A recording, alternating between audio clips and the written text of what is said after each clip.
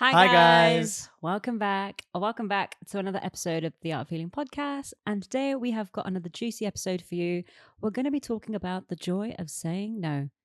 This is actually the second time we've recorded this podcast, so let's see how it goes. Yeah, we recorded it. It was super great. Then we realized that what did you call it? The The receiver. receiver for the microphones had run out of batteries midway. So it was like, okay, we will use the camera and microphone. Maybe that'll be okay. And it turned out that the camera was out of focus for the whole thing, which never happens. Both of those things happened at the same time. For some reason, the universe is trying to make it a struggle for us to produce this podcast. But if it's as good as the last one we recorded, we know why, because it's going to help you. So if you are someone that struggles with saying no in all areas and aspects of your life, then this podcast is definitely for you. Listen up, because we have got some gems for you today. So yeah, the interesting word no, it's one of those things where we were arguing the other day, like even just saying no, it feels off. Pals will disagree with me because we're completely different when it comes to the no. But if you're the listener, you're someone that struggles with the art of saying no, then you know what I'm talking about. We get it. No just is like ugh. And there's loads of reasons for this. We can talk about it all day, but we're just going to cover a few of the main ones. Of course, your upbringing being the first and foremost, the way that your parents raised you. A lot of us as kids, we don't get the decision to say yes or no, or the choice to say yes or no. It's kind of like typical. Your parents will say to you, what I say goes, or because I said so, or there's never like, hey, what would you like to do? Or would you, even like when you're a baby and someone picks you up and they hug you, you never really get the chance to say like, no, I don't want this stranger to pick me up. You kind of just get thrust into the arms, the baby starts crying, and then it becomes a whole thing, right?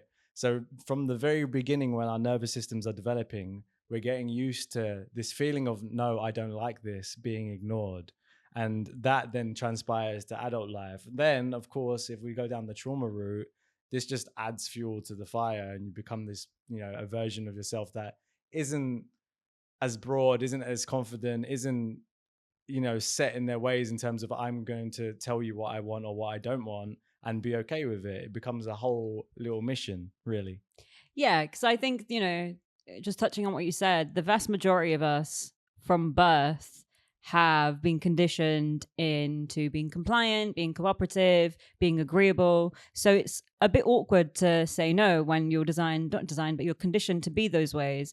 Now, the reason this happens actually is if you think about it, when a baby is or a kid is like handed to a parent or a person, for example, Mm-hmm. let me say that again. If you think about it, when a baby is handed to a stranger or a member of a family that they're not used to, their only way of communicating is to cry because they don't know how to speak. So they communicate that they don't want to be there by crying their eyes out or screaming or yelling or whatever. And that's their way of saying, hey, no, I don't actually want to be here. I want to go back to my mum or my dad.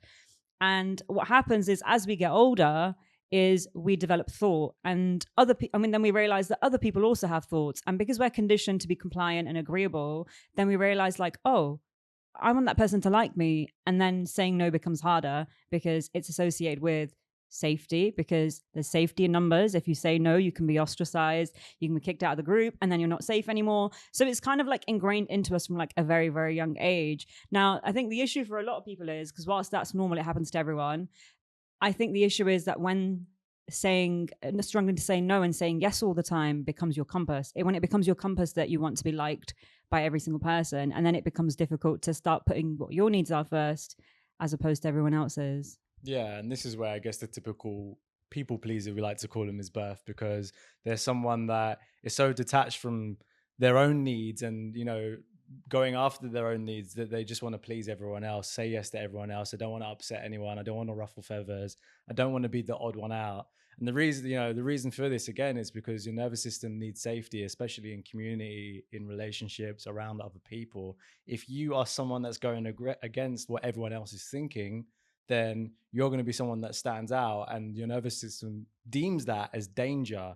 Although, let's put it in another context. If you are someone that has worked for someone else all your life, which most people do, and then one day you decide, hey, I want to start a business, your nervous system is going to go, fuck that, that's dangerous. But deep down, despite that, it's okay, it's risky, yeah, for sure, but it's what you really want to do. But then you have these conflicting kind of energies inside you. You have this one that is like, yeah, this is my dream, I really want to go after it. And then everything else inside of you is saying, like, don't do it. And this is where like procrastination comes into it, and you don't really know why you're not doing the things that you said you wanted to do, and you kind of label yourself lazy, but actually under the surface it's just the wiring. And you have to start teaching your body that, hey, it's safe to actually start doing these things. It's safe to start saying no. And if you're a people pleaser, it comes to unraveling this like want or need to, I guess, be accepted by other people, or not at least upset other people. When you start embracing that and realize that actually you don't need to give a fuck about other people, it's a whole process. This is the whole thing. You will start learning to you'll stop coming out of those tendencies, and you'll come back to yourself. And in the process of doing so, you'll communicate in a much better way, because you'll be communicating from how you feel as opposed to what you think. And there's a big difference between the two. The way you think you should respond is very different to the way you feel you should respond, right? Yeah, I think as well, like, for example, if you think of scenarios where you say, for example, at work, where you really want to say no, but you say yes because your boss has asked you to stay late behind, and you don't want to do it, but you have to do it because you want your boss to like you, and you want to maybe get a promotion, because we all know that's linked to promotions these days, right? So you say, yes, sure, I'll stay back and complete a couple of extra cases or do an extra hour, no problem. But really your body can tell that you want to say no. Your body knows. Your nervous system knows that you do not want to be there doing an extra hour at work. So what happens in those scenarios is you're creating a disconnection from your mind and your body, because you're not listening to what your body needs and what you need. And then what happens over time is the suppression of like whatever emotion you're ignoring at that time. So for example, if you're disappointed because you can't go home to do something, or you're angry because you're missing out on something, or whatever other emotion is coming up for you at that time when you're saying yes when really you mean no, that's getting suppressed in your body. And then what happens? That starts to show up as symptoms. It starts to show up as mental health issues. It starts to show up as body tension, gut issues, because we're not listening to our bodies. And sometimes it is simple as that, just actually doing what aligns with us to stay connected to the body and stay healthy. Now, if we think about, for example, as well, like in modern day society, for example, this is actually quite prevalent for women, because we are conditioned to be compliant, cooperative, to be well-rounded in communities and be the people that like keep everyone together. So we are conditioned in culture and also throughout society to be that way. So now if we start saying no in these scenarios, what happens? It's very odd. We get ostracized. Like there's that quote that says something like, well-behaved women rarely make history. And it's because society rewards women who stay compliant, stay in groups, who not carry on, but who are compliant with everyone. I guess, as Handmaid's Tale would put it, they fulfill their biological role, which is like family making, cooking, looking after the home, which are all great things that women 100% can and should do. And, what amazing. But, there's a whole other side of it as well. And it's like, there's also an expectation of society that is like, that's all that women should do or can do. And I think that what happens is, because we're conditioned this way, we suppress a lot. We ignore a lot of what we want, a lot of what we need, a lot of what we desire, and we struggle to say no. And what do we now know? Also know now? We know that autoimmune diseases are linked to suppression of emotions. Who is more susceptible to autoimmune diseases, or who's more likely to have it? It's women. Mm. And it's funny, because I read a quote years ago that said that a woman's first bleed isn't her menstruation cycle. It's actually from biting her tongue, from all the things that she doesn't say, from all the things that she doesn't express, and everything that she suppresses. And if you think about it, that's actually true. Think of all the things from a child, think of all the things from a child. Think of all the things from like when you were a child as a woman that you did not say, or you were not allowed to say. Like, we're taught to keep ourselves very, very small. Don't even take up too much space with your voice. Don't shine too bright. Don't do too well. You don't want to upset somebody else. Like these are the things that are like ingrained into us since from being children. So what do we expect when we get older? You carry it through to your adult life. Exactly. And it shows up in ways that you can't understand why. You just put it down as, oh, this is how I've always been. Or I don't know why I can't speak confidently in front of people or tell people my needs and wants. I just, it's easier. And we might not even think it's a problem. This is the thing, because we've been conditioned to believe that like putting other people first is a good thing.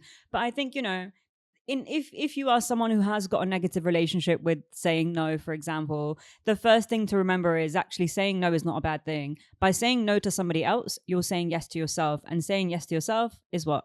It's healthcare. It's healthcare, yeah. Because what happens is when you're saying yes to yourself, you're listening to your body, you have a stronger mind-body connection. And then what's happening is you're not suppressing anything, because when you suppress things, they show up as symptoms, which turn into illnesses.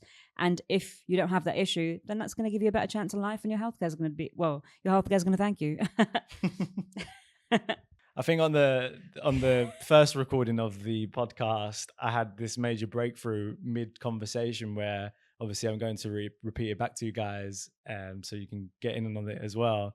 But I realized that basically when I was younger, I went to nursery school, right? So I must have been like 3, 4. I remember being there. And one day I was playing with like these cars and these trains and stuff. And this kid came over and he kept stealing my toys. So I was like, yo, bro, like stop stealing my shit. Obviously not worded like that because I didn't have that kind of lovely vocabulary there. But you can imagine as a 3 or 4-year-old, like, Hey, that's mine. yeah, leave my toys alone. That's my Thomas the Tank Engine. So anyway, I've taken my stuff back and this kid bit me. So being the, young lad that I was, I bit him back.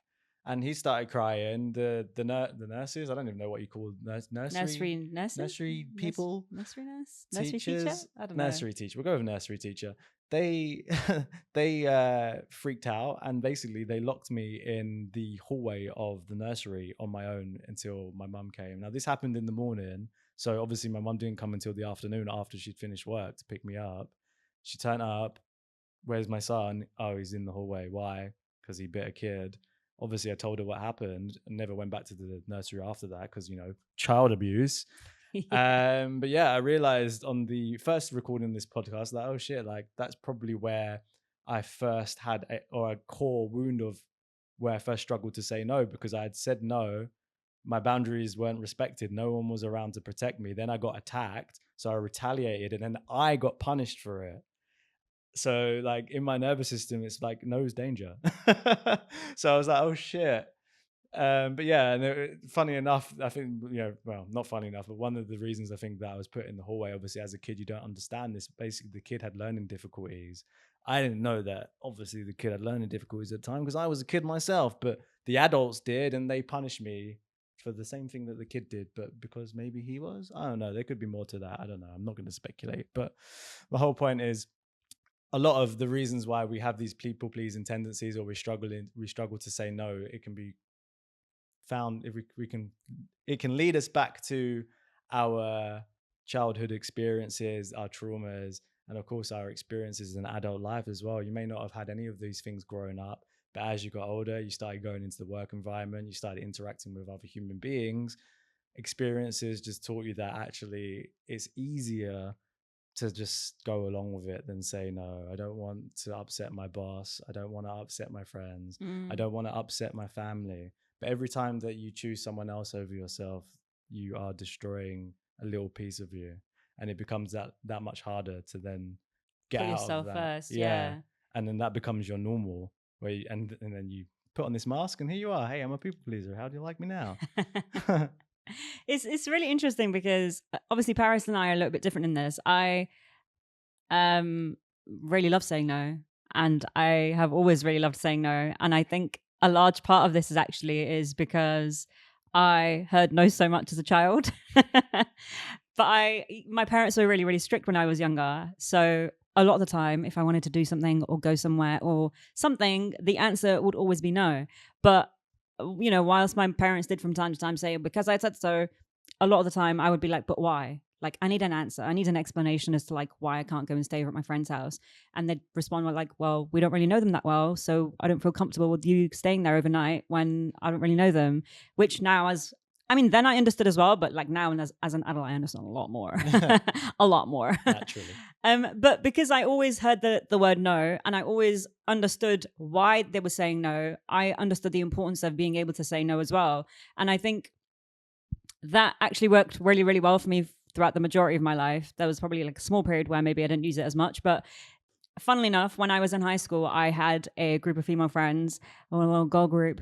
And one day what happened is one of the girls came into school and she was like, oh, one of the other girls in the group has made a fake account and has messaged her on good old MSN and has said some mean things to her. But it wasn't her, it was someone pretending to be her. So all the girls having zero brain cells decided to stop talking to the girl and then also turned around to me and said, well, you can't talk to her either. To which I responded, well, I'm not going to do that because she's obviously not done it. And that's just stupid. So I didn't. And then what happened is we both got ostracized. But at that time, I thought it was... Deservedly so. Oh, no, I'm not in the group anymore. Firstly, I thought it was hilarious. But I was very comfortable being in that situation because I had spent so much of my childhood being told no, missing out on things, spending time on my own. So that didn't seem dangerous to me. That seemed very normal. You know, when you have strict parents and like you've got to make your own fun because you're not allowed to go to the park 2 streets over because they can't watch you, you know, you learn to you learn a thing or two. And I think because I was so comfortable in my own space and being on my own and not really caring like what other people thought of me, and because I had to, that was the only way for me to survive, because there was so much I wasn't allowed to do. That kind of like transpired into like my adult life. So I got very comfortable like in workplaces, saying no to people. Like I was actually the person that people would wait for at work to come in if there was a problem that they wanted to communicate to management because they were too scared to say it. And I was like, oh, so that's no problem. Because to me, it's just, is it not normal to communicate something that you're not happy with or that you don't want to do? Actually, I don't fancy doing 5 extra hours of work for XYZ. Thank you, sir. So I don't think I'll be doing that. But that's the reality. And it was funny because I realized how even like people who are older than me had such little experience in like expressing something that they didn't want to do, like in a work environment.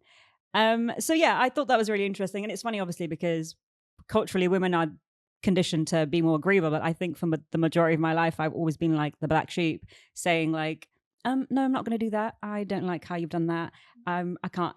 What was the example you used in the other podcast? When I told you, I didn't want you to call me sad. So Paris and I, when Paris and I first met, you might have heard this in another podcast because we have spoken about it before, but it's a brilliant example of like of me expressing something that I didn't like. And Paris was basically, when I first met him, he gave me a nickname, Sads, which I absolutely detested. And I thought he would drop it like after a couple of hours. He didn't. So I went over to him and I was like, hi, you know, I know it's really endearing and everything, but could you please not call me Sads? I'm not sad. I really don't like it. And then he was like, yeah, sure, no problem. But like, it was... No sweat. No sweat. Just thought I'd give you a cool catchy nickname. Just thought I'd give you a nickname because I fancy you and you throw it back in my face. I was like, stay away from this one, bitch. But here we are 5 years later. Yeah, but it's a good example because when we say about like finding the joy in saying no, it isn't always a no. It isn't always like a no thank you. It isn't always any of these things. Sometimes it's a version of, hey, do you mind not calling me that? Or like, actually, I didn't like the way you spoke to me then. Or, you know what? I don't actually really like pizza. I don't know who doesn't like pizza. Bad example, but someone probably doesn't like pizza. So I'm going to miss pizza tonight because I don't like it. That's a version of a no. And I'm sure we've got a list of versions of no's we'll give you as well. But it's just about practicing expressing your needs more so than anything. Yeah. And I think as well, like if you have a negative relationship with saying no, it's important to create a positive relationship with saying no and a positive relationship with saying, choosing yourself. Because like we said earlier, saying no is essentially choosing yourself. So it's a form of self-care and it's a form of self-love. So something that I actually, funnily enough, used to do with one of my friends at work was one of my friends basically used to have a real issue with saying no to management when they would give her extra work to do on top of her already existing workload. And because they didn't actually hire anyone to do this particular job, so they would just delegate it to people in the work environment to try and get them to do it. And she would always struggle to say no. And then she'd come over to my desk and complain about the fact that she'd been given this extra workload and she didn't say no and she's really stressed and blah, blah, blah, blah. So yeah, so we made this game where I would give her 10 points every time she said no. And then basically when she got 100 points, I'd get her a prize. And then we ended up playing this game and she got really good at saying no. She stopped taking on extra work at work. She didn't do it straight away. It took a while to get into it. But once she started getting into it, she was like, hey, I actually feels really powerful saying no.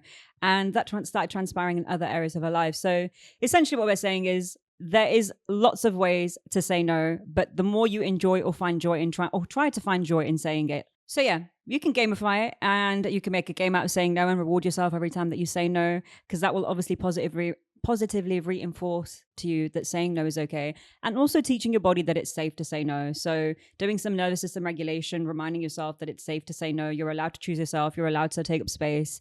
Something that we do a lot is actually vocal activation to help with this. So you might have seen it if you've come to our class, Shake Therapy, or you've come to our lives where we essentially like open our mouths, make a little R sound, and we pat our chests and make as much noise as we can, because something that we found is that a lot of people just generally are not very comfortable, actually, I should say, in taking up space with their voice. And because they're not good at taking up space with their voice, they're also not good at expressing themselves because it feels uncomfortable.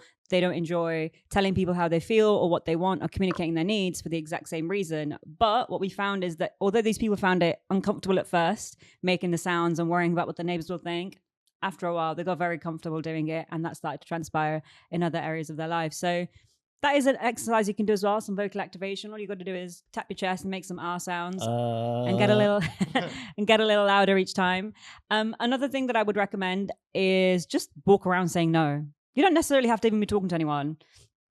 Just practice saying no. Just walk around, no, no, no. Because the thing is, if you have not said no or you don't say no, then saying no is going to seem like another language to you. So you have to practice it. So even if you're not saying it to anyone, just say the word no. Walk around, look in the mirror. Hey, no, no, No. no. And as funny as it sounds, you will start to turn it into a game, and then you'll realize when it comes to saying no to people, you're going to enjoy it, and it's going to be this funny little thing that you do because you've been spent the first 2 days of the week saying no. You'll just accidentally say no to things, even if you want them. No, I mean, yes, I do want that. And yeah, something else, if you do have a trusted friend or family member or someone that you can confide in to play this game with, I highly recommend that you ask them to just message you on random times, on random days, to do random things that are fictional, but they require a response from you, either yes or no. The idea, preferably, is that you say no to these things, but it's a very low resistance way to practice saying no, because we don't want to jump in. If you're someone that doesn't, isn't used to saying no, we don't want to be like, all right, say no to everything. Like, really go out. You can do this. That's like telling an anxious person to calm down. It's not going to work. You need to expose yourself to this stuff softly, gently, calmly, safely. So do it with someone that you can trust, and also in an environment where obviously it's not real. That way you can practice it. But despite it not being real, your nervous system can't tell the difference. To your nervous system, you're still saying no to stuff. So where do you go from here? Then you can start using it in real life. So yes, that's just one tip too. And just to add on top of what Paris said, something else as well. If you, let's say you're at beginner level of saying no, something else that is also really good to do is focus in the people in your close environment so that you're comfortable with. So whether, like Paris said, trusted family member or a friend, and you probably are already good at communicating your boundaries and expressing things to them. So I would do that more. And it's because essentially saying no is a muscle, right? Being able to say no is a muscle. Picking yourself, you got to think of it as a muscle. So the more you practice that with them, like Paris said, in the game that you do where they ask you random questions, or just communicating a bit more throughout the day what you want or don't want, that is going to help that. And then once you feel like, hey, I'm actually very, very good at doing this now, slowly branch out, dip your toes a little wider, expand that nervous system, and let's say no to some more people in wider ranges, like maybe at work or somewhere else. So yeah, that's another thing you can do. We've also got a few ways that we would like to share with you that you can say no if you're thinking, how the heck do I say no other than no? Because I know we always say that no is a complete sentence, but sometimes it can seem like absolute bullshit if you've not said no. And it's like, because the way society is, right? If you say yes, for example, someone asks you a question like, would you like to go for ice cream? Yes, I would like to go for ice cream. A really good example Paris gave yesterday actually was that if someone says, hey, would you like to go somewhere? You don't say, yes, I would like to go, thank you. That would be wonderful. You just say explain yourself. Like, I would really like to go with you because I like you very much, and that sounds like a fun thing, and that would be great. That's why I'm saying yes. You just say yes, right? But because the way we've been conditioned in society, when we say no to someone, we always feel like we have to follow it up with a reason because we don't want people to dislike us or think we're making excuses or whatever. So it's like, oh no, I'm really sorry, I've got to go to the doctors and I'm really tired and da da da. And then it becomes almost an excuse. It's no with an excuse. It's like, I'm not saying no because I want to say no. It's no because, which actually isn't a no. And again, it's okay to say no for no reason. I actually don't have a reason for not saying yes. I just don't want to do it. No. But yeah, I have got some little examples of saying no, because we did not a series on this. We did a series called Don't Stress December, where we spoke about saying no over Christmas period, and these are some of the examples that we gave. So let's see ways to say no. I'm doing something else, maybe next time. I'm really busy at the moment, so I can't. Sorry. I've got a lot on right now, so I have to say no. I have a lot on my plate right now, so I can't take this on. I wish I could, but I've got too much on. Now, these are obviously slightly longer examples if you're not comfortable saying just the word no on its own, which to be honest, the vast majority of people are not. We always feel like we've got to explain ourselves a little bit or give a little something extra so the person doesn't think that we hate them. No, don't hate me. But yeah, I hope you have found value in today's podcast episode. I hope that if you have any questions, you reach out to us because we would love to talk to you about this. And if you have any topics that you would like us to discuss or any questions that you would like answered, or if you want tips or tricks on anything, please reach out to us. We would love to create episodes based on something that you've recommended to us or requested. A lot of the podcast episodes that we have out here on the Art of Healing podcast are because they've come in from our listeners and people who follow us on social media. So if you have a burning question or something that you want us to talk about, please let us know. And we hope that you found these tips helpful, and we'll catch you on the next one. Until then, ta for now. Ta for now.